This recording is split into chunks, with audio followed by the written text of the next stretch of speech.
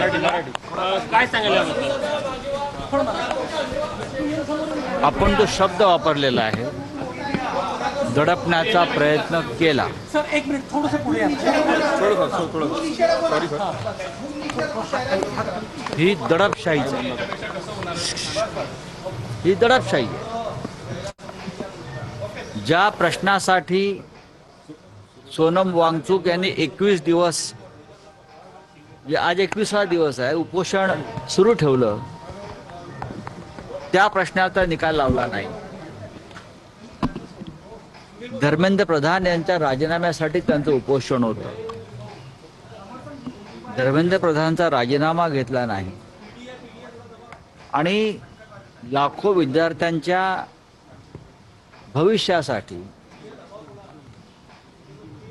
प्राणांची कुर्बानी देण्यास तयार असलेल्या सोनम वांगचुक यांना मध्यरात्री पोलिसांनी जोर जबरदस्तीनं उचलून इस्पितळात दाखल केलं.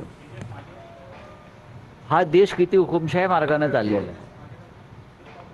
सोनम वांगचुक यांच्या प्राणाची तुम्हाला इतकी किंमत असती तर उपोषण सुरू झाल्यावर काही काळातच त्यांच्या मागण्यासंदर्भात सरकारनं काही भूमिका घेतली असते.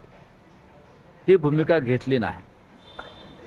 सोनम वांगचुक यांच्यावरती काल रात्री दडपशाही करण्याचं दुसरं कारण असं आहे, आज नागपुरात जो हिंदुत्वाचा धडक आहे, आज नागपूरमध्ये उद्धव ठाकरे यांच्या नेतृत्वाखाली उपस्थिती जो एक राम मंदिर लुटीविरुद्ध एक एल्गार आहे, त्या कार्यक्रमावरचं लक्ष वळवावं म्हणून सुद्धा सोनम वांगचुक यांना काल रात्रीच दडपशाही मार्गानं अटक करून इस्पितळात नेलं. ही दोन कारणं आहेत. तरीही आता उद्धव ठाकरे साहेब निघालेले आहेत. ते 12 वाजता नागपूरला पोहोचतील आणि 4 वाजता ते रामनगर राम मंदिर येथे रवाना होतील. सोनम वांगचुक को उठा के लेके गई है पुलिस. सोनम वांगचुक को उठाकर लेके गई पुलिस. पुलिस और क्या कर सकते हैं? पुलिस तो सरकार की गुलाम है. सोनम वांगचुक 20 दिन से ज्यादा अनशन कर रहे हैं. अन्न का त्याग किया है उसने, और इसलिए किया है देश के लाखों युवा स्टूडेंट, उनका जो भविष्य अंधकारमय हो गया है, खास करके नीट के एग्जाम में, उनको न्याय देने के लिए, उनकी आवाज़ सरकार तक पहुंचाने के लिए, और जो जिम्मेदार मंत्री है धर्मेंद्र प्रधान एजुकेशन मिनिस्टर, उसका इस्तीफा 20 युवाओं ने आत्महत्या की, जिम्मेदारी धर्मेंद्र प्रधान जी की है, तो उनका इस्तीफा लेने के लिए ये अनशन था. सरकार 20 दिन तक सोई रही.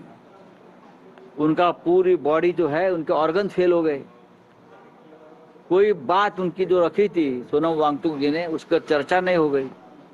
अगर इतनी उनकी प्राण की आपको अहमियत थी तो आप बात करनी चाहिए थी, कुछ बातें माननी चाहिए थी, कोई डेलीगेशन आना चाहिए था, लेकिन आपने उठाकर उनको अस्पताल में भर्ती कर दिया. ये एक प्रकार से जोर जबरदस्ती और तानाशाही है. आज हम नागपुर में जो आंदोलन कर रहे हैं हिंदुत्व के मामले में, राम मंदिर के लूट के बारे में, तो इस आंदोलन के ऊपर जो ध्यान पूरा देश का जा रहा है, वो हटाने के लिए भी सोनम जी के ऊपर कल रात को कार्रवाई की. रामरक्षा पठण जे होत आहे, अशा प्रकारे नवनीत राणेकर होर्डिंग, काय आलं? अहंकाराची शिक्षा आठवली रामरक्षाचे होर्डिंग नवनीत राणे लावले. कोणत्या? मला माहित नाही. आज रामरक्षा पठण करताय तुम्ही, निमंत्रण तर दिलेत आहे, पण काही जणांशी तुम्ही टेलिफोनिक पण संपर्क साधा, निमंत्रण दिलंय. आमचं कर्तव्य आहे, आम्ही ह्या कार्यक्रमाला अराजकीय कार्यक्रम मानतो.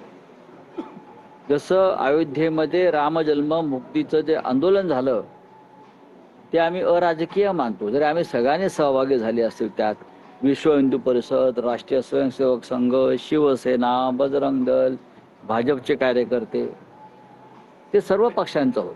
तसंच हे आता अयोध्या आणि राम मंदिर हे चोरांपासून मुक्त करण्याचं जे आंदोलन आहे ते सुद्धा अराजकीय आहे. त्याच्यामुळे जे जे राम भक्त आहेत, जे जे हिंदू आहेत, त्या सगळ्यांनी या आंदोलनामध्ये सहभागी व्हावं अशी आमची भूमिका आहे. त्याच्यामुळे आम्ही सरसंघचालक मोहनराव भागवत परमपूज्य, त्यानंतर राज्याचे मुख्यमंत्री रामभक्त देवेंद्रजी फडणवीस यांच्यासह आम्ही इकडले काँग्रेस, राष्ट्रवादी काँग्रेसचे नेते सगळ्यांना आम्ही आमंत्रित केलं की आपण या. भाजप आमदारांना फोन केला होता. भाजप आमदारांना आम्ही करणार आहे त्या राम मंदिरामधल्या भाजप- गणेश राम मूर्ती आहे त्या गोळवळकर गुरुजींनी स्थापन केलेल्या 1958 साली. हो, मग याच्यामध्ये चांगलं आहे आमच्यासाठी ना. जर राष्ट्रीय स्वयंसेवक संघाच्या तत्कालीन सरसंघ चालकांच्या हातून त्या मूर्तीचं काही पूजा अर्चा झाली असेल, त्यांनी स्थापन केल्या असतील, तर त्याच मूर्तींची आम्ही आज पूजा करणार आहोत. म्हणून तर आम्ही संघ मुख्यालयामध्ये आमंत्रण दिलं की या, तुमच्याच हस्तस्पर्शानं पावन झालेल्या या मूर्ती आहेत, तुम्ही या. देवेंद्रजींना आम्ही तेच सांगितलेलं आहे. खरं तर म्हणजे रामरक्षा पठण झालं. रामरक्षा पठण राम मंदिर हा सगळ्यांचा मुद्दा आहे, मग सगळे सहभागी व्हायला पाहिजे असं आम्ही सांगितलेलं आहे. आता कोणाला यात राजकारणातला गंध येत असेल तर त्यांचा प्रश्न आहे, पण आम्हाला असं वाटतं की सगळ्यांनी यावं. जनता तर येईलच, पण राम भक्त म्हणून घेणार आहे. बघा, त्यांचं हिंदुत्व वेगळं, आमचं हिंदुत्व वेगळं, त्यांचा राम वेगळा, आमचा राम वेगळा असं नाही आहे. राम एकच आहे, या राष्ट्राचं अस्मितेचं प्रतीक आहे. आणि ही लढाई रामासाठीची झाली त्यावेळेला अयोध्येत, त्याच्यामध्ये सगळेच आघाडीवर होतो आम्ही. आज राम मंदिर परिसरात जसे आपल्याकडनं रामरक्षा पठणाचे सगळे होर्डिंग लागले आहेत, तसे 22 तारखेच्या कार्यक्रमाचे सुद्धा सभास्थानी होर्डिंग लागलेले आहेत. लक्ष्मी नरसिंह महायज्ञ भाजपा हा राज्याच्या मुख्यमंत्र्यांचा वाढदिवस आहे. आम्ही त्यांना उदंड निरोगी दीर्घायुष्य आणि त्यांच्या राजकीय कारकिर्दीस आम्ही नेहमीच शुभेच्छा दिलेल्या आहेत. मी तर नेहमी म्हणतो की त्यांच्याकडे राष्ट्रीय नेतृत्व करण्याची क्षमता आहे. त्यांनी दिल्लीत जाऊन महाराष्ट्राने देशाचं नेतृत्व करावं अशा आमच्या त्यांना शुभेच्छा आहेत. त्यासाठी त्यांनी यज्ञ केला असेल तर त्या यज्ञा इतकीच आमच्या शुभेच्छामध्ये सुद्धा ताकद आहे. दोनों एनसीपी के मर्जर की बात, दोनों तुम्हाला पत्र लिहून एक आठवण करून दिली की ज्या अटी शर्ती आणि जो शब्द तुम्ही दिला तो पाळावा, राजकारण होणार नाही याची काळजी घ्यावी. त्यांनी मला पत्र दिलेलं आहे आणि त्या पत्रानुसारच आमचं संपूर्ण आजचं कार्य चालेल. मंदिर आणि मंदिराच्या परिसरामध्ये आम्ही कोणते राजकारण करणार नाही, पण आमचं व्यासपीठ हे रस्त्यावर आहे, त्याच्यावरून शिवसेना पक्षप्रमुख त्या मंचावरून जनतेला संबोधित करते. दोनों एनसीपी के मर्जर की बात चल रही है. कहा जा रहा है सुप्रिया सुळे, प्रफुल्ल पटेल मंत्री बनेंगे, जयंत पाटिल मंत्री बनेंगे, ऐसी चर्चा है. लेकिन सुनेत्र पवार का इस बात पे विरोध है, ऐसा भी कहा जा रहा है. क्या मैं अभी क्या बोल सकता हूँ. मर्जर की बात तो 2 साल से चल रही है, लेकिन सुप्रिया ताई जो हमारी है या जयंतराव पाटिल है, ये डिनाई कर रहे हैं. हम उनके ऊपर विश्वास कर रहे हैं. मुंबईत रोज कह रहे हैं कि जो लोग एक शादी के हैं वही एमपी में रख एमपी के सीएम का बयान है, मोहन यादव का बयान है. वो कह रहे हैं कि जो लोग एक शादी करेंगे वही एमपी में रख. ऐसा कानून बनाने जा रहे हैं क्या? तो आधी बीजेपी खाली हो जाएगी, आधी बीजेपी खाली हो जाएगी. वो कह रहे हैं राम को, हाँ, वो कह रहे हैं कि राम का अगर एक है तो रहीम के 4 कैसे हो सकते हैं.